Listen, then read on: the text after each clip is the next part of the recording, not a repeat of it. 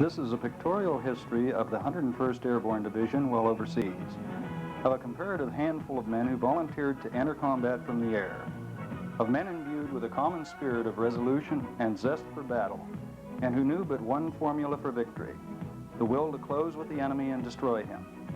Their lack in number was more than compensated for by their individual strength of mind and body, and the tremendous spirit of teamwork, individual initiative, and mutual confidence. They were extremely cocky fighters, trained to carry the load of a truck, yet travel with the speed of a prairie fox. And they developed pride in their ability. And to onlookers, their pride and cocky bearing appeared to be extreme conceit. They represented every state in the Union, every country in the world, and every tongue and dialect on earth. But all were Americans, and all were endowed with a common hatred for Nazism. And in combat, they were always outnumbered and outgunned, and often surrounded. But never were they outfought or defeated. In the mission of striking the first blow at Hitler's fortress Europe, they wrote the first pages of their glorious history with blood and courage. These pages turned out to be only promises of future accomplishments which were to follow. Their conduct in this first engagement provided an inspiration for all American soldiers who followed into the fight, for they destroyed the myth of German invincibility.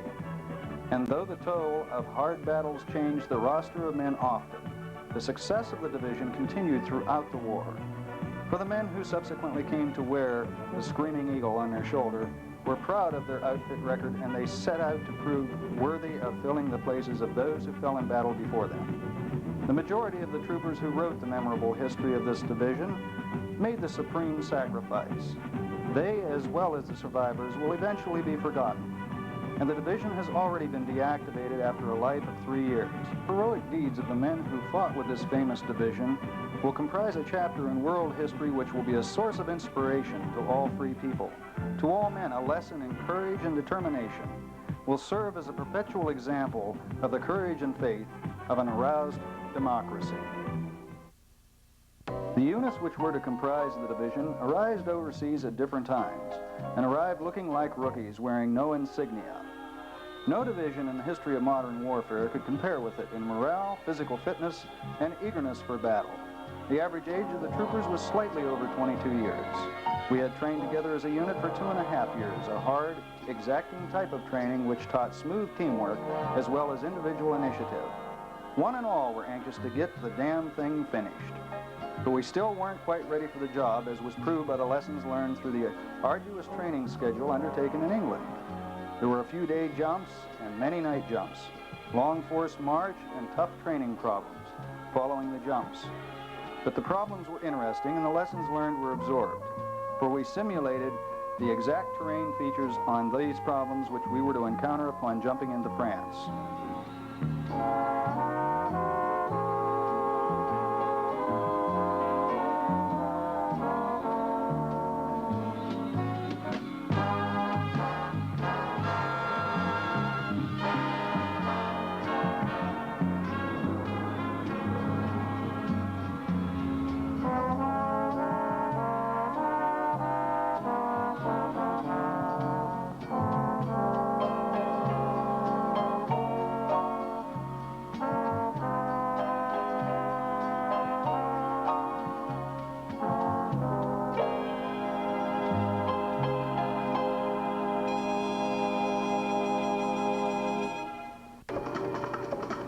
The musicians within the division provided music for dances, and many English girls learned the meaning of jitterbug for the first time. And this was home, even though the heart wasn't there. But a touch of home was added here and there.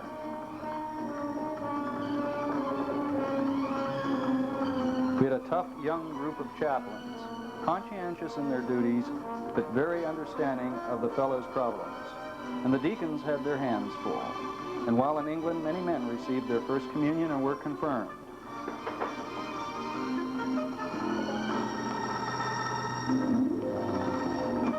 Near the end of our training, the division received many visitors from home and abroad. Among them were General Eisenhower and Prime Minister Winston Churchill.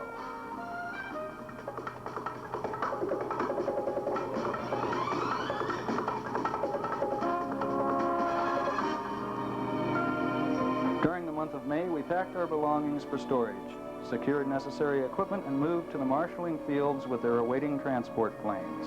On each occasion, we thought, this is it, and we loaded the planes and ourselves into them and took off into the night. And after a ride of several hours, we bailed out. But the landings occurred on the English countryside. Dry runs, they called them, and the air was blue with curses which only enraged troopers could compose. But at the end of the month, we moved out once more, and the purpose of the dry runs was evident. The tenseness which accompanied the previous preparation was somewhat lacking, and this time the preparations were more exacting, since we received real maps and aerial photos of the actual invasion area. And we settled down to wait for the actual day and hour of that surprise party was to begin. The time was spent nursing our Tommy guns, rifles, pistols, sharpening knives, adjusting preliminary arrangement of equipment, and checking our eventual mode of transportation, the parachute. Maps as well as individual assignments were memorized. Last nips from well-concealed bottles were swallowed. Every spare minute was devoted to the study of assignments which were in their broad aspects: 1. Secure the causeways, hard roadways leading from Utah Beach so that the assault troops could land from barges on the following morning. Destroy the German guns and their crews that would otherwise sweep the beaches when troops attempted to land. Destroy the bridges and road junctions leading to the beaches and otherwise prevent German reinforcements from coming up to oppose the landing from this particular beachhead. The missions were more than worthy of our talent. And even for a group of cocky fighters, the future didn't look too bright. And though uncertainty and fear were etched in our hearts, the emotions of pride in ourselves and a hatred for the enemy went far greater. And not a man was afraid of tackling the task which lay ahead.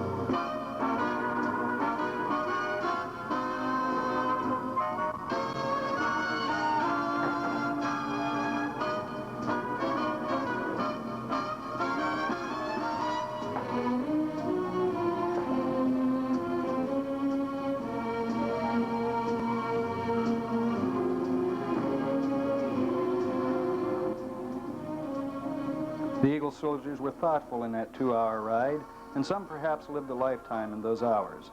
All of us were a little tired because of the heavy equipment which was strapped very tightly to our bodies. Some of us slept or attempted to snooze, others just closed their eyes and relaxed as well as possible.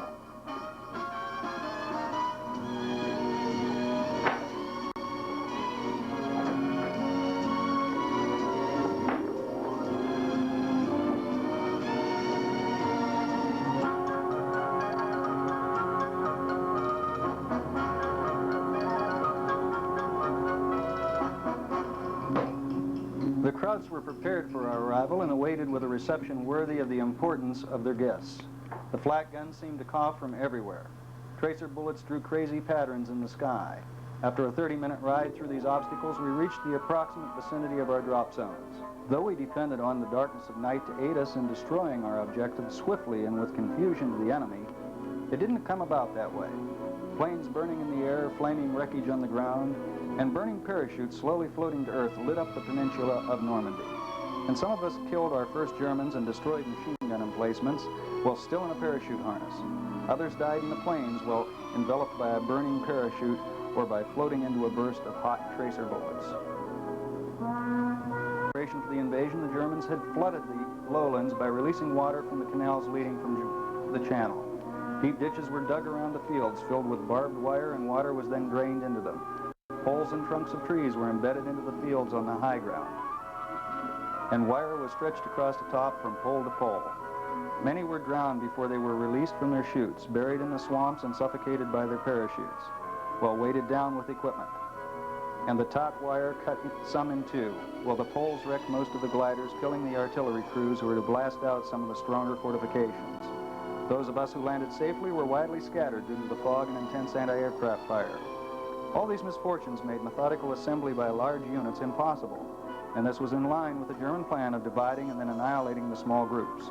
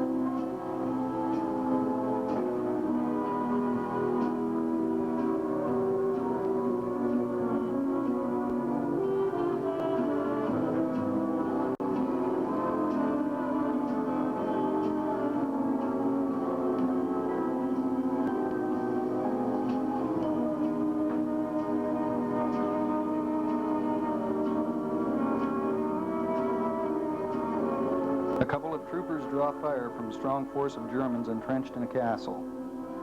Machine guns are brought up from the other side, and at night the windows became a receptacle for 30 caliber slugs, hand grenades, and packages of TNT.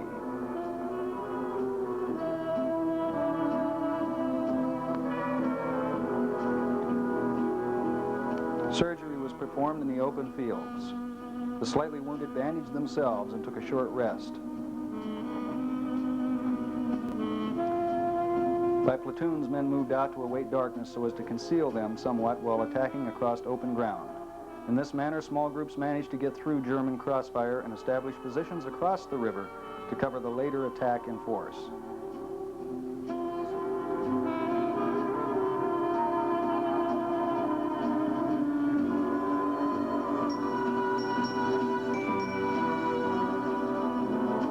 The hedgerows, ditches, and swamps were stacked with German bodies, and the sweet, sickening smell of death hung over the peninsula like a cloud.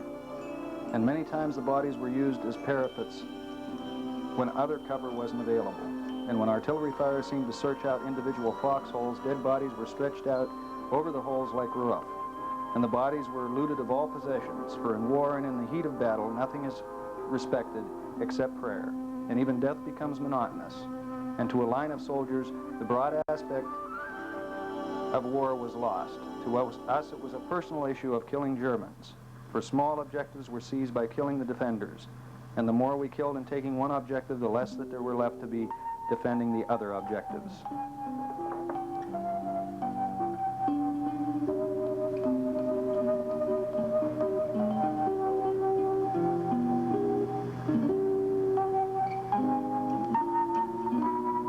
We drink to the troopers so rugged and tan who jumped and battled their way into Karatan. They are the boys who so long waited in vain to go fight this battle of Purple Heart Lane. Plodding through swamps across the flooded plain, along the road to hell we call Purple Heart Lane. Why was it called this, you may wish to know? Well, Jerry prepared 2 years to put on his show. He had AK mortars, machine guns, and 88s too, with plenty of tanks to break up his crew. Plenty of snipers, men we couldn't see. They kept firing at us, my buddies and me. We laughed back in training at hugging the ground, but we did this and liked it all the way into town. Then came the charge that led to their guns. We beat back the Nazis, the invincible Huns. Invincible they had said, and they weren't far wrong, but we taught them to change the tune of their song. The long battle over, we trudged up the hill, but paused to look back at our comrades so still. We think often of the boys and hope they died not in vain. Our pals they were, yes, the heroes of Purple Heart Lane.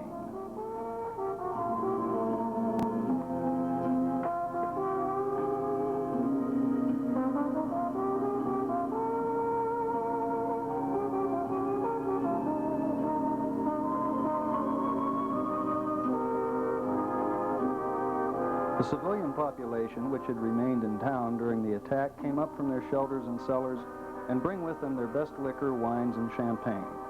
And water was henceforth used only for washing.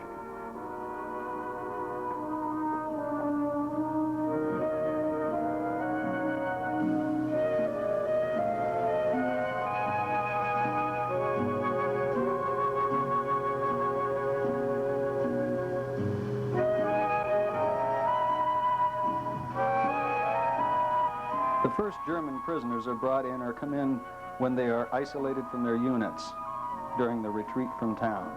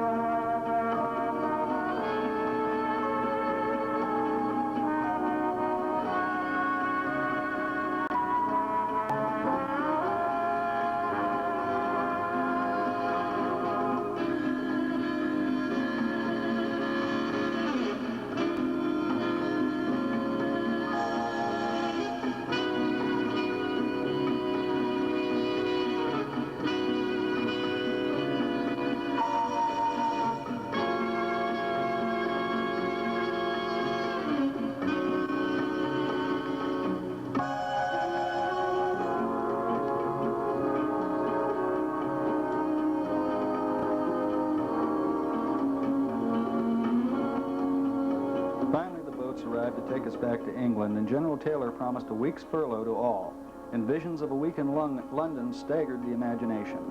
We loaded up on LSTs on the beaches we had cleared 7 weeks ago. We were loaded with loot in the form of pistols, rifles, knives, jewelries, and so on.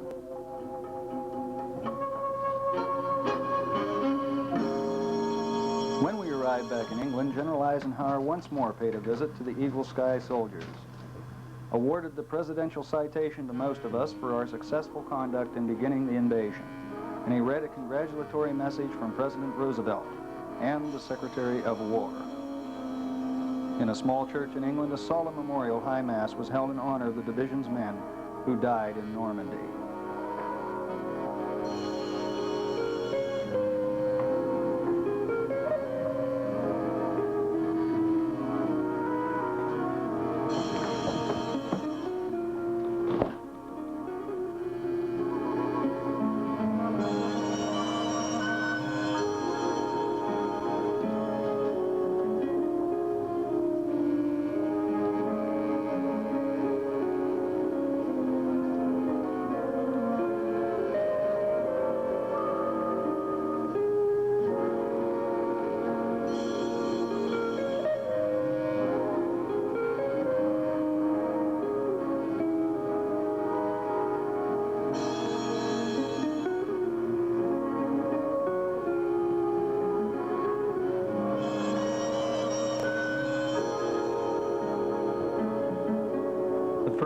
of shooters drop to Dutch soil and quickly move out to mop up small points of resistance, so that the larger waves to follow can drop down and assemble quickly without interference from hidden machine guns.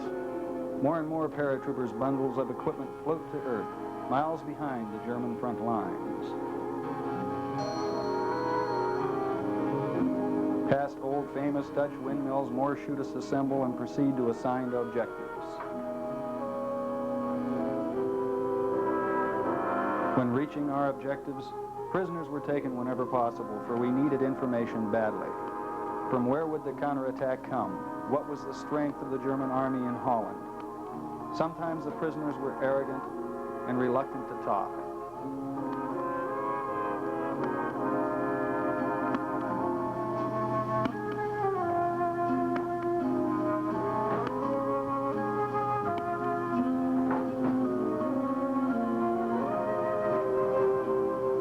We prepared positions along the highways, bridges, and canals in preparation for the German attacks we knew would soon come.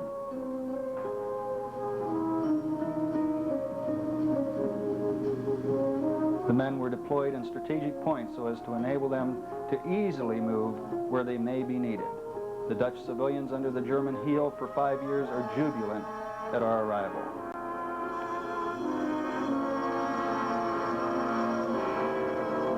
Captured vehicles of every description are put to use, hauling supplies and patrolling and observation. Then the early hours of the first evening were spent in preparation, a little rest, but mostly just an anxious expectation.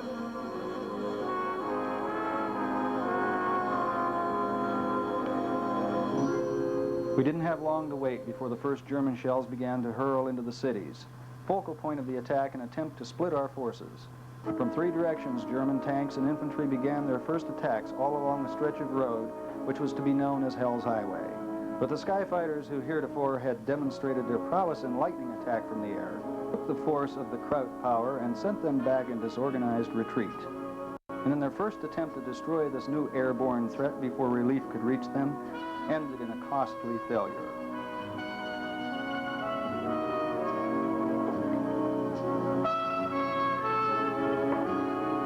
Days of repelling counterattacks, we became short of ammunition and food, and a little concerned.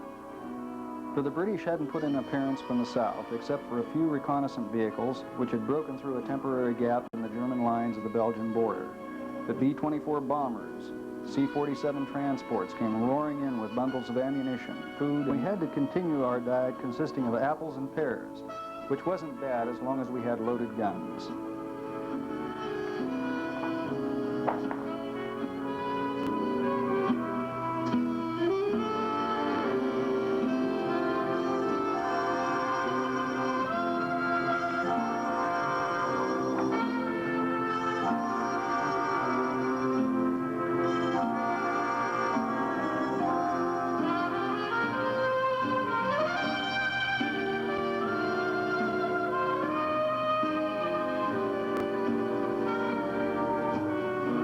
The Germans made their greatest attempt to cut us off from the armies to the south.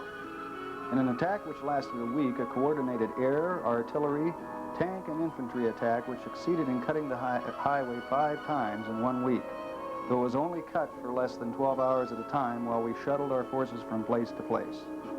The Germans began this attempt with large-scale bombing attacks on all key cities simultaneously in order to disrupt our communications and stop the supply lines at the southern end. And the bombers found it easy to hit their mark, for we had no night air support and anti-aircraft guns had not as yet come up.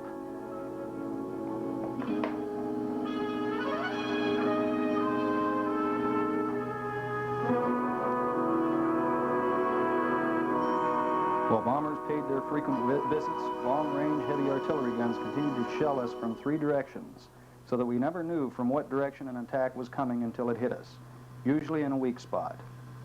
And throughout the nights we heard the tramping of boots, and the sounds of gunfire would change direction with each new trumping of boots, sometimes 3 times in one night. The company would find itself surrounded on one side of town. A few hours later it was on the other side. At headquarters, the situation map ceased to be a reference for determining a situation, for instead of being boundaries, cities and the streets within them were shared. A curve in the road, A cluster of burning vehicles became the front lines.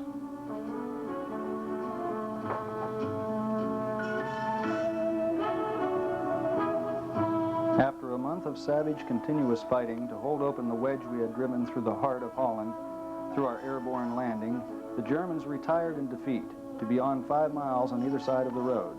By that time, the entire British had come up the road and rumbled on northward to the Siegfried Line.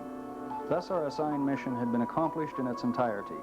British troops then took over the positions we were holding, with the exception of one regiment engaged in heavy fighting at the northern end. The rest of the outfit awaited eagerly for news concerning our future. In the meantime, much remained to be done in the way of eating and sleeping. Such desperate fighting naturally took a proportionate toll in casualties. Their severity and numbers not definitely being known until the battle subsides and bodies are sought out for formal burial. And during this lull, this respect toward our dead becomes as serious as the fighting for survival.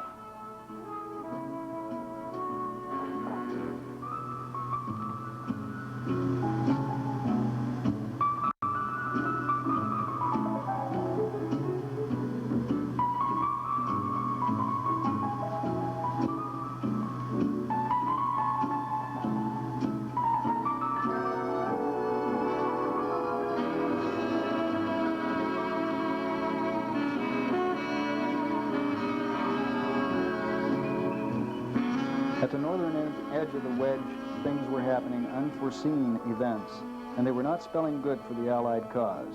The Germans had massed their strength in the portion of Holland still held by them, and they were threatening the northern stronghold, from which point the British Second Army was attacking eastward against the fortified borders of Germany itself.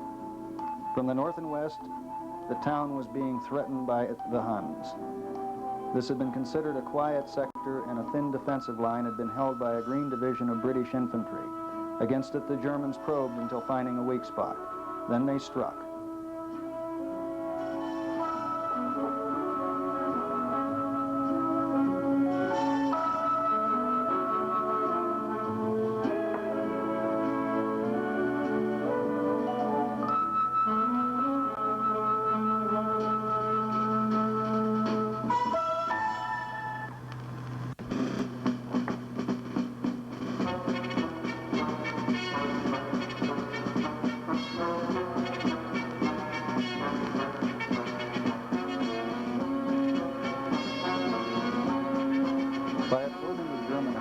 And refusing to yield ground except to suck in the two eager Krauts, we destroyed the 363rd Division as an organized unit. By following up this successful defense with an equally determined attack of our own, we caught them in a disorganized state, and they fell easy prey to the hungry, weary handful of parachutists.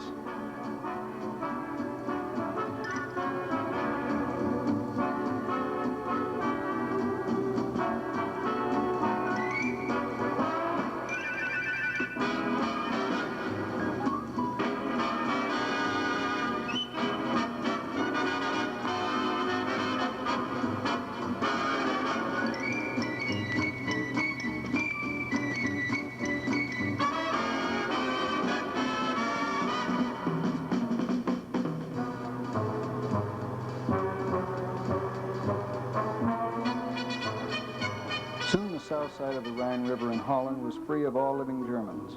The Allied stronghold was no longer threatened, and so we dug in defensive positions to protect what we had gained, a muddy, swampy square mile.